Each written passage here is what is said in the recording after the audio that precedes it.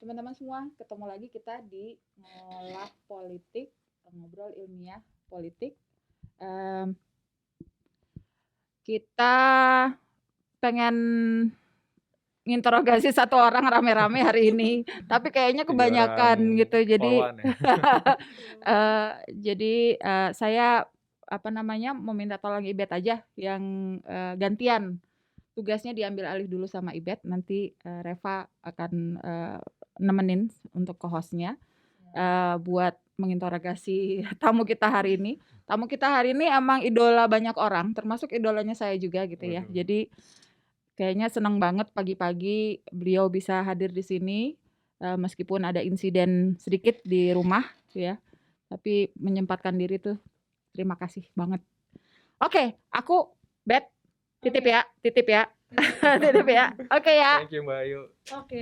Thank you Mbak Ayu. Halo, selamat pagi. Sebenarnya kita di sini tappingnya pagi. Nah, hari ini tuh episode yang menarik banget karena kita kedatangan satu tamu. Nah, namanya Bang, kita manggilnya Bang ya kalau Deva atau Kak Algifari Aksa. Ini panggilannya Kak Algif. Jadi, siapa sih Kak Algif ini? Oke, lu pada bisa googling dulu biar enggak shock ya. Ini siapa? Karena jadi beliau ini salah satu bisa dibilang aktivis, bisa dibilang juga lawyer Boleh. untuk publik Lawyer yang juga bisa, aktivis juga boleh, aktivis lawyer juga boleh. aktivis yang suka musik juga bisa gitu kan. Jadi Nggak ada salahnya lawyer jadi aktivis juga. I see, begitu. Jadi sebenarnya Kak Algif ini tuh seseorang yang sangat-sangat banyak memberikan bantuan ya buat masyarakat. Dulu sempat di LBH juga kan ya Kak. 10 tahun di LBH 10 Jakarta. tahun itu. Dan sekarang Kak Algif itu kerja di Amar Law Firm and Public Interest Lawyer. Jadi ini Law office-nya. bisa ceritain Kak ini gimana background Kakak dulu sebelum kita bisa masuk ke pembahasan kita hari ini? Iya, saya menghabiskan karir paling lama di LBH Jakarta. Lulus 2008 langsung masuk ke LBH Jakarta sebagai asisten pengacara publik, 2009 jadi pengacara publik, kemudian 2015 sampai 2018 jadi direktur gitu, dan ya nggak ada karirnya di luar itu gitu. Kemudian berkarir bikin kantor sendiri, semacam sosial eksperimen juga, bisa nggak law firm yang karakternya profit itu digabungkan dengan public interest law office gitu ya. Makanya saya gabungkan tuh Amar Law Firm and Public Interest Law Office. Jadi di tengah kita nanganin kasus profit, macam-macam kasus profit gitu ya, bisnis tanah dan lain gitu ya. Tapi kita juga nanganin kasus pro bono, bantuan hukum gratis untuk orang miskin, tapi juga ada public interest.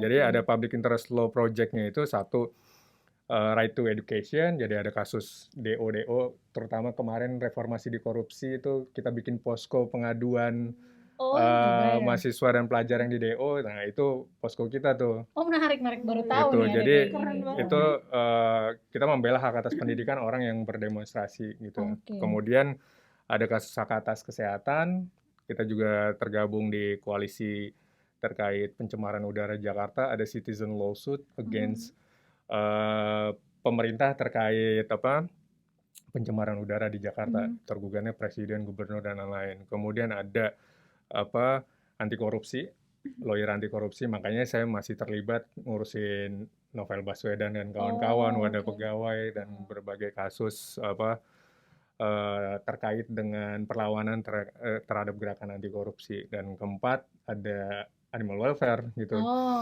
Animal welfare, kesejahteraan hewan.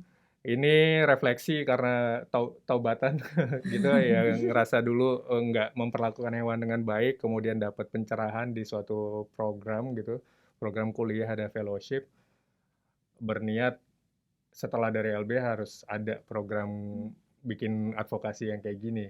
Banyak organisasi yang concern soal hewan, tapi nggak banyak yang punya concern soal hukumnya gitu. Jadi terkait hukum kesejahteraan hewan kita mengkaji berbagai putusan, kemudian ada campaign juga terkait kesejahteraan hewan, kemudian ada kasus juga yang sampai sekarang masih jalan bahkan kasusnya gitu terkait kematian anjing dan ada donasi yang dibuat oleh seorang yang ngerasa dia yang brandingnya pencinta hewan padahal dia abuse kemudian manfaatin donasi publik untuk pribadinya. Nah itu Oh bisa ya. masih kita dorong di kepolisian Oke, bahkan Kak, sampai mau tanya dulu sebelum ya lanjut.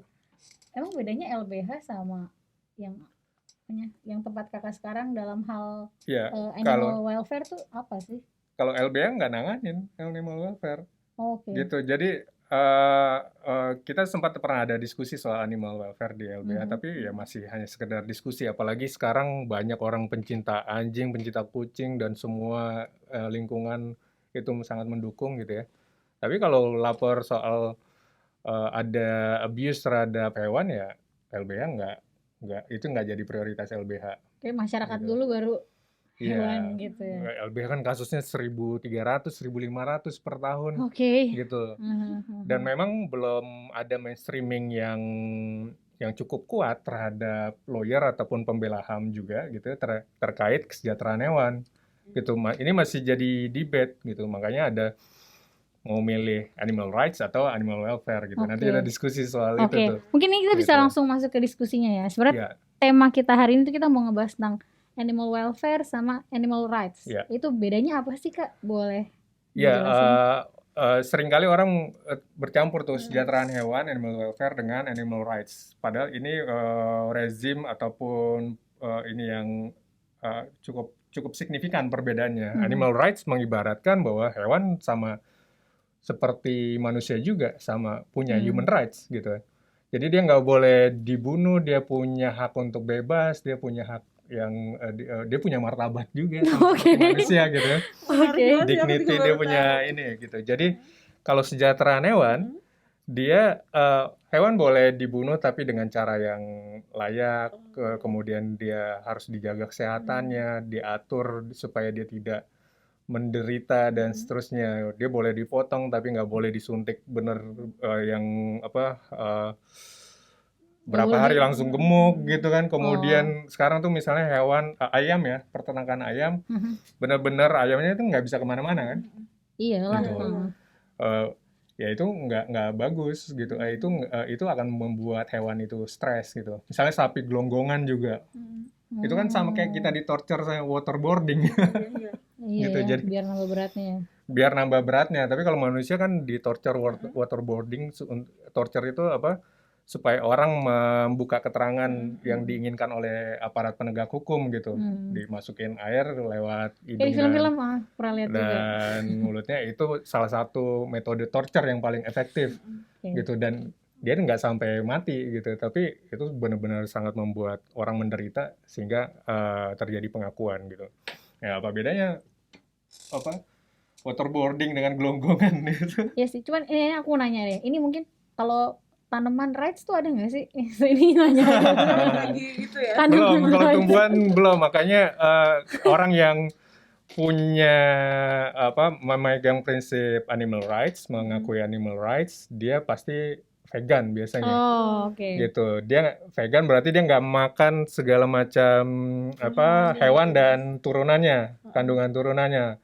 Oke. Telur dan kandungan turunannya, biskuit yang ada telurnya, ada kandungan hewannya, Itu dia dia nggak alergi makan. atau apa ya? Gitu. Makanya ininya ke tumbuhan. Makanya ada kritik juga terhadap vegan dan pendukung animal rights. Tumbuhan kan juga Punya rasa sakit gitu nggak? ya ada yang mengatakan begitu, dia punya ya unsur-unsur yang sama juga dengan hewan. Dia bahkan kayak punya perasaan juga gitu kan. Bagaimana kita memperlakukan tumbuhan, kalau kita perlakukan dengan baik, dia akan tumbuh dengan baik misalnya gitu ya. Bisa sih, kalau orang zaman dulu kan nyiram tanaman katanya suruh ajak ngomong ya. Iya. Itu ya. Tapi itu jadi ya masih perlu riset yang lebih lanjut. Kalau enggak ya mungkin suatu saat kita nanti nggak makan apa-apa, nggak makan tumbuhan, nggak makan hewan, tapi sesuatu yang sifatnya sintetis. Ini udah jadi bisa kayak ini gitu. terlalu radikal nggak sih? Terlalu radikal, tapi pasti ada aja yang akan melakukan riset sampai ke sana. Misalnya mengganti rusaknya lingkungan itu kan karena konsumsi kita, karena kita kayak butuh energi yang luar biasa gitu, konsumsi kita berlebihan, sehingga ada gerakan ataupun project-project membuat alternatif terhadap pangan kita. Misalnya kalau yang menggantikan daging, orang udah banyak kan, misalnya Jamur gitu ya.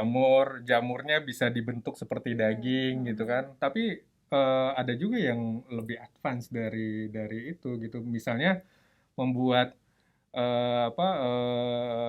daging buatan gitu.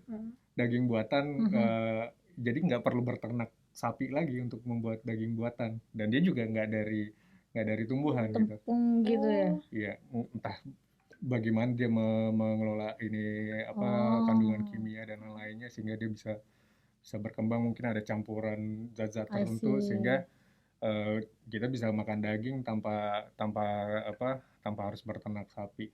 Oke, tapi ini sebenarnya ini kritikan terhadap industri kah ataukah ini memang pure karena melihat right-nya si hewan itu sebenarnya Dua-duanya. awalnya dari mana sih? Kalau animal welfare dia pasti ininya ke industri, bagaimana dia industri itu well regulate gitu ya.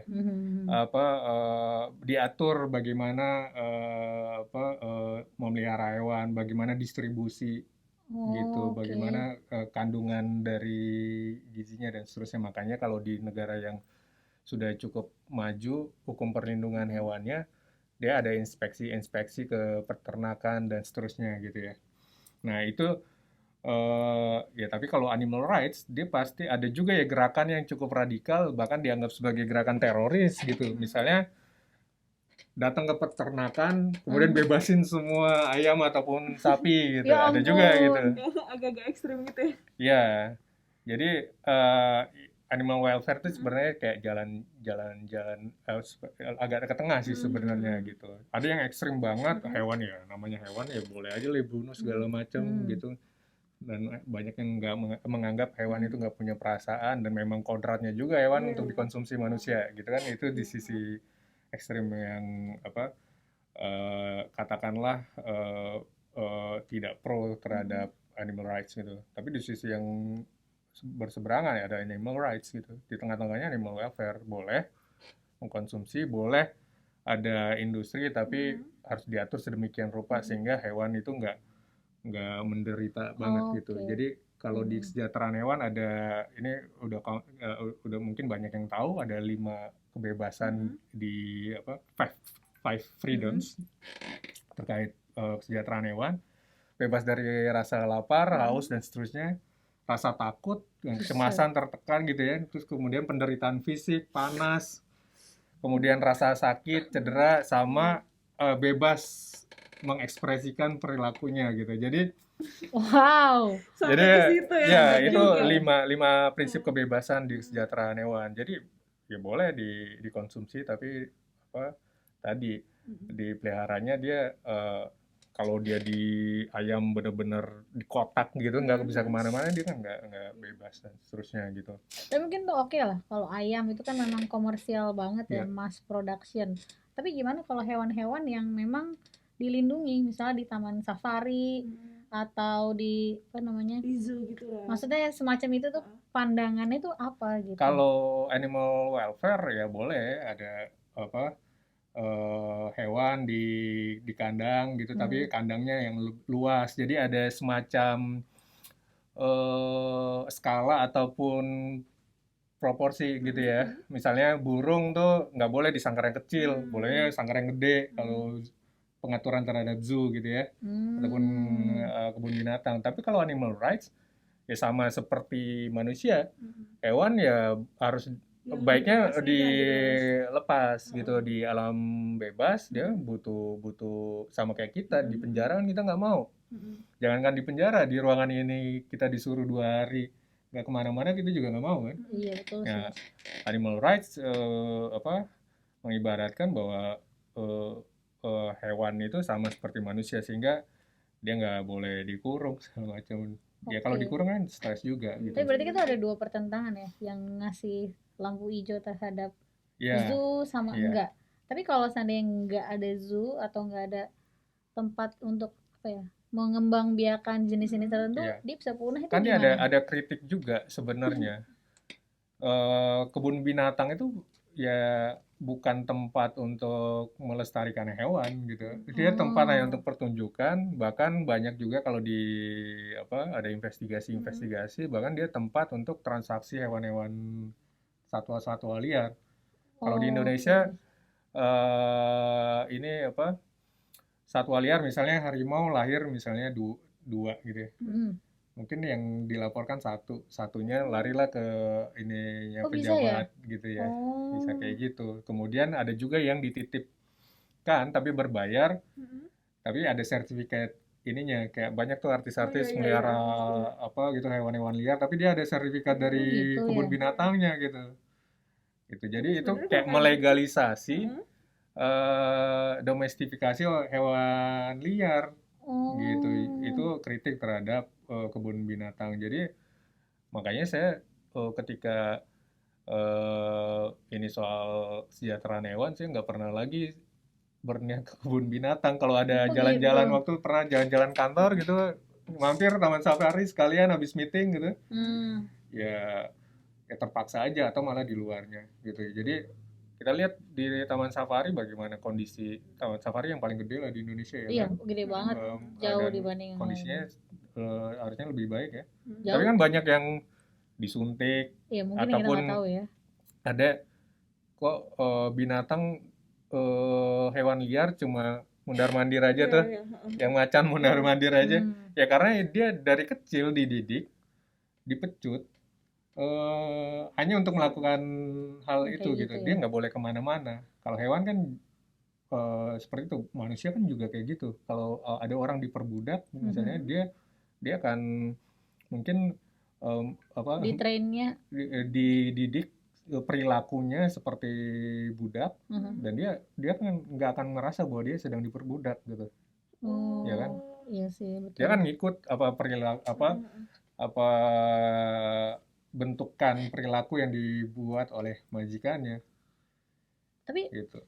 oke lah itu, tapi sebenarnya bener-bener kasus yang apa ya, susah juga ya. Satu sisi Indonesia pasti kan udah secara undang-undang dia udah bikin peraturan supaya ini ada hewan yang mau punah, Iya, hewan yang harus dijaga, iya, bahkan udah ada kasih sanksi kan. iya. Kalau dulu kan di rumah saya aja tuh dulu ada burung kakatua loh waktu Ya, kecil. saya juga. Padahal iya, Makanya saya bilang itu kan pertobatan. pertobatan. Jadi Itu kayak ditembak, liar, tembak, kemudian dipelihara oleh keluarga. itu kan malah nggak boleh kan, itu hewan-hewan Ya, yang dilindungi. Tapi kan kalau sekarang tuh udah jelas kalau punya ini bisa dipenjara. Harusnya tuh udah lebih baik dong ya. secara hukum untuk satwa liar ada peraturannya, ada Oke. undang-undangnya. Tapi untuk hewan domestik yang masih banyak kekurangan gitu. Hewan domestik, Oh, yang kayak anjing, kucing gitu ya, di KUHP kita ada, tapi hukumannya sangat ringan 3 bulan gitu ya. Jadi dan ya lagi-lagi permasalahan hukum di Indonesia. Ini baru ke politik hukum nih. nyambung jadi ya Iya, masalah penerapan kan gitu. Misalnya Hmm. satwa liar, perlindungan terhadap satwa liar gitu. Hmm. Pada prakteknya kalau kita ya kantor Amar itu riset soal putusan-putusan apa kasus terkait hewan, biasanya satwa liar, kemudian hukumannya ringan gitu ya. Tapi yang dihukum juga sama kayak penebang hutan ataupun pembakar hutan yang dihukum kan yang orang-orang bawah Bawa-bawanya aja ya. gitu. Oh. Padahal ini kan terkait satwa liar ini erat kaitannya dengan kejahatan-kejahatan yang lain, korupsi, pencucian uang, kemudian juga penyelundupan Oh iya gitu-gitu juga ya. ya. Kemudian trafficking gitu ya. Tapi kakak ada case nggak, case-case yang menarik gitu yang bisa diceritain terkait dengan apa namanya, kasus ini nih, hukum di sini gitu. Iya, ada kasus yang kita tanganin misalnya kematian anjingnya Melanie Subono itu dititipkan di shelter, malah yang punya shelter itu yang abuse Oh, dulu gitu. sempet rame tuh aku Sempet sempet rame nonton kan, Ini juga. pernah yang denger ya, tapi abuse. nggak ikutin. Terus gimana? Kemudian dugaannya juga kan sekarang ini ada orang-orang yang nyumbang ke hewan itu sama seperti nyumbang ke manusia gitu. Ada loh orang kaya yang nyumbang untuk karbol anjing aja dia bisa nyumbang 100 juta. Karbol anjing tuh apa ya? Karbol ini pel. Kan jadi kalau tempat shelter hewan itu misalnya anjing gitu ya, kan bau Shelter tuh ininya. kayak macam panti asuhannya gitu ya? Iya. Iya. Jadi ada orang Oh. kaya yang bisa nyumbang puluhan juta, ratusan juta hanya untuk Gitu. fasilitas-fasilitas kayak gitu kan. Jadi ada yang memanfaatkan kecintaan orang terhadap hewan untuk kepentingan pribadinya, donasi publik, sementara itu masuk ke rekening pribadi, beli ini beli itu, kemudian hewannya juga disiksa gitu. Wow. Nah, kasus Melanie itu juga akhirnya mengangkat kesadaran orang-orang terkait minimnya perlindungan hewan domestik. Nah, belakangan semakin banyak tuh komunitas-komunitas yang concern soal penyiksaan hewan gitu. Jadi ada advokasi untuk tidak makan daging anjing dan berhasil di beberapa kabupaten ada perda soal larangan makan dan jual anjing gitu ya. Ya orang Batak tolong dengerin Iya. ya. Ini bisa juga nggak sih Mas? Maksudnya awareness-nya kan udah ada, hukumnya juga Awareness-nya udah ada, ya. Tapi kayak menurut aku gitu sebagai masyarakat, menempatkan diri sebagai masyarakat gitu, kurang tersosialisasi juga nggak sih hukumnya gitu. Jadi maksudnya Betul, kayak awareness-nya udah ada, cuma betul. mungkin banyak yang nggak tahu kalau ternyata oh ada hukumnya loh gitu. Iya, satu kurang sosialisasi kan. Hukum di kita kan banyak banget, aturan di kita memang banyak banget gitu. Bukan berarti gue mengiyakan Omnibus Law ya. Omnibus Law juga tidak menyederhanakan hukum. Tapi permasalahannya adalah di struktur hukumnya juga. Struktur hukum itu aparatnya. Jadi ketika ada kasus-kasus penyiksaan dan lain-lain, kalau nggak viral di media sosial sekarang, itu ya belum tentu akan diproses. Kalaupun diproses, apakah kemudian sampai dihukum penjara apa enggak gitu kan. Nah, kalau kita ngelapor kasus penyiksaan hewan ke aparat, dia akan bertanya, ya cuma anjing doang gitu. Itu nggak hanya aparat, ke aktivis pun kayak gitu. Jadi ini masih proses awal, tapi juga sudah cukup berkembang sih, gitu kan. Dan gerakannya juga luar biasa sih menurut saya. Misalnya saya mendampingi Raffio Patra, aktivis yang dikriminalisasi, dituduh nyebar hoaks, bikin kerusuhan. Itu tahun lalu kan. Iya, sempat. Nah, salah satu Raffio Patra ini pencinta kucing. Salah satu target campaign kita untuk mendukung Raffio Patra adalah pencinta kucing. Jadi kita naikin konten-konten Raffio Patra pencinta kucing, street feeders gitu dan lain-lain. Dukungan di media sosial banyak dari pencinta kucing. Ini nih yang dukung Raffio Patra siapa? Kita cek apa profile picture-nya tuh kucing gitu. Nyambung gitu. Jadi mirip dengan gerakan K-pop. Gitu, K-pop yang berkontribusi terkait reformasi di korupsi dan Omnibus Law kemarin ya kan. Itu juga soal pembakaran hutan di Papua. Pencinta hewan ini punya potensi sama seperti K-popers, dan itu udah terbukti di kasus Raffio Patra walaupun belum nggak semilitan K-pop lah. Ya. Itu udah ideologi soalnya. Betul, tapi kalau dibilang militan mereka gitu. Mereka bisa nyumbang duit bahkan nggak makan hanya untuk ngasih makan kucing di jalanan. Itu pencinta kucing kayak gitu. Iya, gitu. Aku juga beberapa kali tuh ngelihat kayak waktu itu naik Gojek gitu, abangnya kayak, "Mbak, sebentar ya, saya melipir, mau ngapain? Mau ngasih makan kucing." Jadi terus dia turun, terus kayak, "Mbak juga turun." Lah, kok saya turun? Enggak, saya mau ngambil tempat makanan di bawahnya. Ini diambil kasih makan. Iya Mbak gitu. Aku kayak, sebenarnya kan jadi nggak rasional, dia kan kayak, melayani konsumen. Iya, jadi kan, kayak gitu. Oke.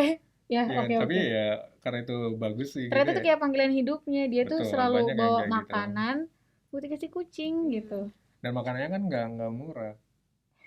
Gitu. Iya, pasti ada itu kayak. Jadi sempat di rumah keluarga tuh ada kucing terlantar terus melihara gitu kan. Terus dihitung-hitung biaya bulanan kucingnya kok mahal juga, sama kayak ngasih makan manusia nih gitu kan. Belum dia kalau sakit terus ada makanan kering, makanan basahnya, daging, segala macam gitu. Belum vaksinasi gitu-gitu juga. Vaksin, belum dokter hewan. Kalau Raffio Patra dia hewan misalnya ada kucing apa patah kakinya, dia ke dokter hewan, walaupun kucing kampung Oh. gitu. Anjing juga kayak gitu. Ada istilah di Sumatera, di Padang ya terutama. Saya pernah nyelamatin anjing yang ke ini apa ke tabrak gitu. Ya saya nggak tahu caranya gitu kan. Takut digigit juga, tapi kemudian anjing itu di tengah jalan, Ini kita jenis apa anjingnya? anjing kampung biasa Oh, gitu anjing kan. kampung. Kemudian ya kasih makan, kasih minum. Seorang orang pada heran. Ada istilah di Padang itu mati anjing gitu. Apa artinya? Mati anjing itu istilahnya masa bodoh aja lah gitu. Oh, gitu ya. Arti ininya ya gitu. Misalnya yuk kita bantuin Reva Siapa? gitu. Mati anjing aja lah Reva gitu ya. Biarin aja. Masa bodoh aja biarin aja. Nah, Buset. saya baru tahu istilah itu ketika benar-benar ada kejadian nyata, anjing itu ketabrak, ya orang nggak peduli mati apa enggak. Oh, jadi dari situ berarti Oke, asal dari Gitu situ. ya. Jadi apa ya apalagi kalau misalnya kucing kampung, anjing kampung ya. Yang nggak ada nilai tambahnya Iya, gitu ya. padahal ya kalau kalau kita bicara agama juga ya kucing jadi ini yang mulia di Islam gitu. Makanya kalau advokasi kucing misalnya ada teman melihara kucing puluhan, terus mau diusir oleh tetangga, Oh. ya kan, oleh RT dan lain-lain gitu kan, terus disuruh suntik mati gitu kan, terus dia bilang pembelaannya adalah ini kan apa kucing itu hewan yang sangat disayangi oleh Nabi gitu kan, ya Oh. silakan kamu bunuh aja gitu, pada nggak mau bunuh. Begitu kan juga dengan anjing kan, anjing walaupun Islam banyak anti dengan anjing, tapi dalam satu kisah malah anjing ada yang masuk surga ataupun gara-gara ngasih minum anjing Oh, ada yang masuk surga gitu kan. I see. Pelacur yang ngasih minum anjing apa dijanjikan surga gitu. Jadi secara agama juga apa hewan-hewan tertentu bahkan sangat mendapat tempat. Bahkan kalau di Al-Qur'an itu ada lebah, ada apa macam-macam kan, ada sapi, al-baqarah gitu kan.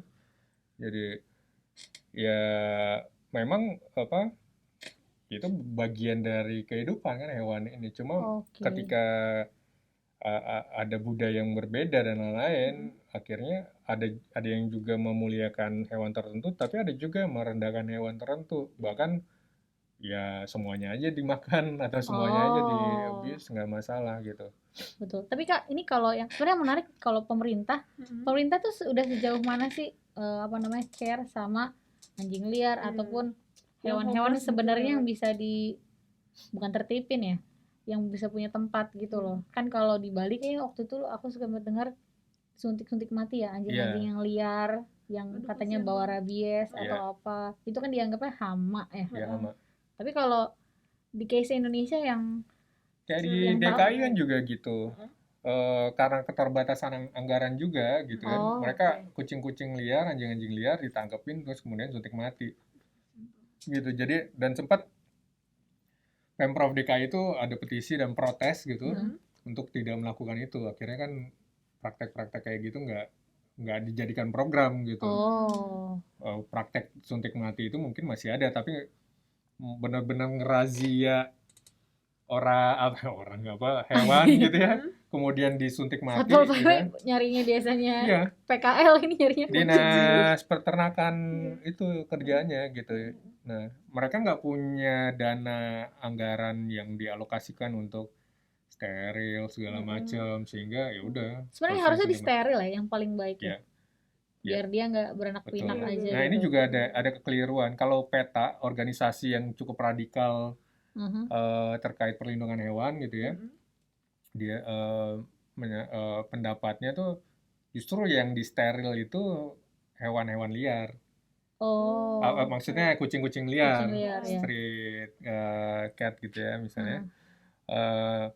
Tapi di Indonesia biasanya yang di steril itu justru kucing-kucing udah di domestik jadi pet, jadi peliharaan gitu. Padahal kalau udah di dalam rumah dan lain-lain ya biarkan ini natural aja gitu. Mungkin nggak mau melihara kucing yang sampai kebanyakan kali ya. Kebanyakan gitu. Nah, ini juga menarik. ada diskursus gitu kan, kalau misalnya membatasi steril terhadap kucing, kan lo sama aja kayak manusia lo paksa suntik KB, Iya. Oh. paksa suntik KB gitu. Jadi ada Oke. juga yang berpandangan, ada sempat debat di media sosial tuh soal itu gitu kan. Soal steril atau pro steril ataupun kontra steril.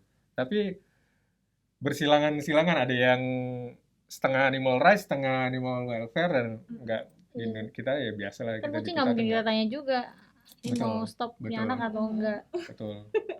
Yang penting bahwa niatnya itu adalah betul-betul untuk kesejahteraannya dia. Misalnya steril itu digunakan karena seringkali ketika tidak steril itu justru jadi kayak apa, banyak kucing-kucing yang luka gitu kan, kemudian jumlahnya tidak terkontrol, jadi banyak kucing yang berantem satu sama lain dan seterusnya gitu. Tapi kalau ditanya lagi, kalau kita perlakukan itu ke manusia, orang yang konflik, tawuran mulu, kemudian ada berantem mulu, kemudian solusinya steril kan juga, ataupun KB, ataupun apa, pertumbuhannya dibatasi, kan jadi malah mengarah ke genocide ya kan. Ya ampun. Iya nggak sih? Itu segitunya ya ternyata ya. Iya, makanya Betul. diskursusnya seru gitu. Betul. Walaupun ya banyak pendapat yang liar juga, tapi ini diskursus yang menurut gua harus dikembangkan terus gitu, terkait perlindungan hewan, karena ada keyakinan gini, kalau kita berhasil memperlakukan hewan dengan baik, itu salah satu indikator juga nanti bisa memperlakukan manusia dengan baik gitu. Tapi ya itu kan hipotesis saja gitu. Misalnya kayak Turki memperlakukan kucing dengan baik kan, Turki. Oh gitu ya. Ada dispenser ininya apa, makanan, kayaknya Solo udah mulai tuh dispenser makanan kucing dan minuman. Oh itu di Turki itu salah satu contoh apa, perlindungan terhadap kucing yang bagus gitu ya, di apa, banyak yang meniru. Tapi Turki terhadap manusia tahanan politik dan lain-lain. Itu mungkin kayak hal yang berbeda ya. Iya. Kadang ada pribadi orang yang yang berbeda sangat gitu ya. sangat baik terhadap hewan, belum tentu baik terhadap manusia. Gitu. Jadi hipotesis tadi mungkin bisa terbantahkan juga gitu. Iya. Oke, ini sebenarnya menarik banget nih kita ngomongin hak hewan, karena biasanya kan kita ngomongin hak asasi manusia gini kan. Bahkan podcast kita, puska kita juga ngomonginnya tuh ham gitu. Sekarang tuh jadi apa nih, hak asasi hewan, gitu. hak asasi hewan. Ternyata memang benar-benar kalau kita mau lihat secara apa namanya, sampai akar-akarnya banget, itu beda banget pemikirannya antara si siapa, animal welfare sama animal rights. Mungkin yang mana Pak dari kalian gitu, dari Kak Algif tuh? Kalau saya belum sanggup ke animal rights, masih animal welfare, masih makan daging, masih makan rendang, sate Padang. Oke. Jadi kalau aku juga gitu deh. Mungkin iya sama sih gitu. Belum sampai ke taraf itu ya. Itu mungkin orang-orang yang udah tercerahkan kali, yang udah hawa nafsu makan keduniawian itu udah. Makanya solusinya saya apa istilahnya, occasionally vegan ataupun vegetarian gitu ya. Sekali-sekali pasti ada, seminggu tuh pasti ada breaknya lah gitu ya. Karena belum sanggup jadi vegetarian ataupun vegan. Oke, mungkin buat closing nih, kita mau minta closing dari Kak Algif gitu. Kira-kira apa sih mungkin saran atau insight buat pendengar kita semua terkait dengan isu ini gitu? Iya. Isu animal rights ataupun animal welfare menurut saya isu yang lagi naik nih di Indonesia sekarang, karena banyak pencinta hewan domestik, pencinta kucing dan anjing dan lain-lainnya gitu ya. Sehingga perlu ada apa, diskursus ataupun debat yang lebih banyak, kajian yang lebih banyak. Kajian di Indonesia soal hukum terutama perlindungan hewan gitu dan animal rights itu masih minim. Banyak yang hanya fokus kepada satwa liar Iya gitu. betul. Satwa liar udah banyak banget gitu, tapi ke hewan domestik ataupun misalnya ternak dan lain-lainnya itu masih kurang gitu. Jadi kalau ini bisa dikembangkan gitu, kemudian apa ada instrumen hukum yang betul-betul melindungi kita berharap bahwa ada instrumen hukum yang khusus untuk perlindungan hewan domestik gitu. Nah, saya sih masih berprasangka baik bahwa kalau kita memperlakukan hewan dengan baik, kita bisa memperlakukan manusia juga dengan baik gitu. Jadi kalau kita memperlakukan kalau hewan itu nggak boleh disiksa, itu manusia juga nggak boleh disiksa gitu kan. Itu kita sama-sama tahu bahwa ya ada penelitian LBH Jakarta dan kawan-kawan juga 8 dari 10 orang yang berurusan dengan penegak hukum itu pasti kena siksa, mau disetrum, diperkosa, diinjek kakinya pakai meja dan lain-lain gitu. Itu masih praktek yang membudaya gitu. Nah, jadi kalau kita bisa memperlakukan hewan dengan baik, seharusnya manusia juga bisa kita perlakukan dengan baik. Itu moralitasnya di perlindungan hewan. Gitu. Oke, kalau begitu menarik banget. Kita juga bakalan sebenarnya akan ada episode lagi dengan Kak Algif, tunggu aja. Oke, kalau begitu kita closing dulu ya. Sampai ketemu di episode berikutnya. Bye.